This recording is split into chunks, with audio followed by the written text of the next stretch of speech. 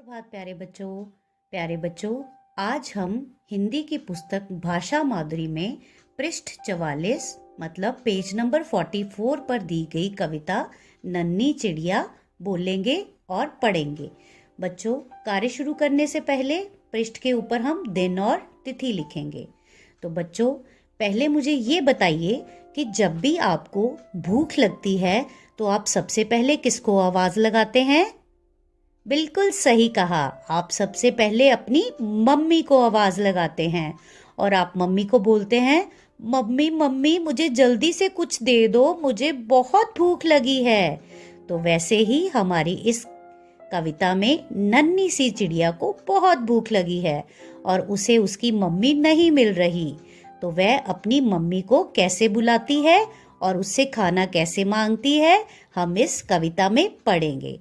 तो सबसे पहले इस कविता में जो आपको चित्र दिखाई दे रहा है उसे ध्यान से देखेंगे।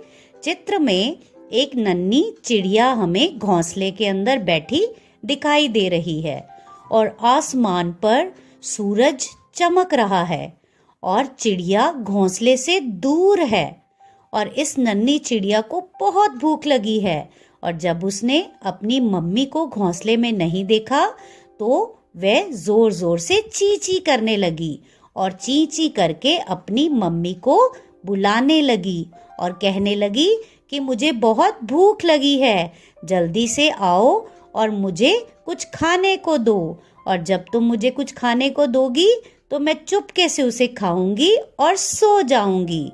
तो चलो बच्चों, देखते हैं इस कविता को हम ये छोटी सी चिड़िया कैसे लय में बोल रही है और अपनी मम्मी को बुला रही है। तो चलिए कविता शुरू करते हैं। आप सब ये कविता मेरे साथ लय में बोलेंगे। सूरज निकला, धूप खिल गई, मम्मी मुझको भूख लग गई। ची ची ची ची ची ची ची, कहाँ उड़ गई मम्मी जी। छोटी नन्ही चिड़िया हूँ, माँ तेरी मैं गुड़िया हूँ, जल्दी से अब आ जाओ, खाना मुझे खिला जाओ। चुपके से सो जाऊंगी, चींची नहीं मचाऊंगी।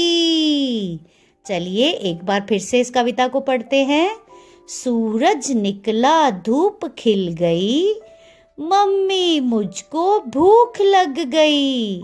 ची ची ची ची ची ची ची, कहाँ उड़ गई मम्मी जी।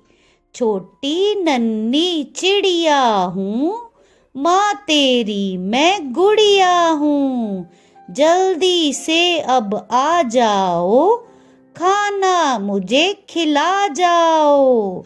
चुपके से सो जाऊंगी, चींची नहीं मचाऊंगी। तो बच्चों, अब आप इस कविता को 2-3 बार दोहराएंगे और इसे अपनी माता पिता को सुनाएंगे। धन्यवाद प्यारे बच्चों।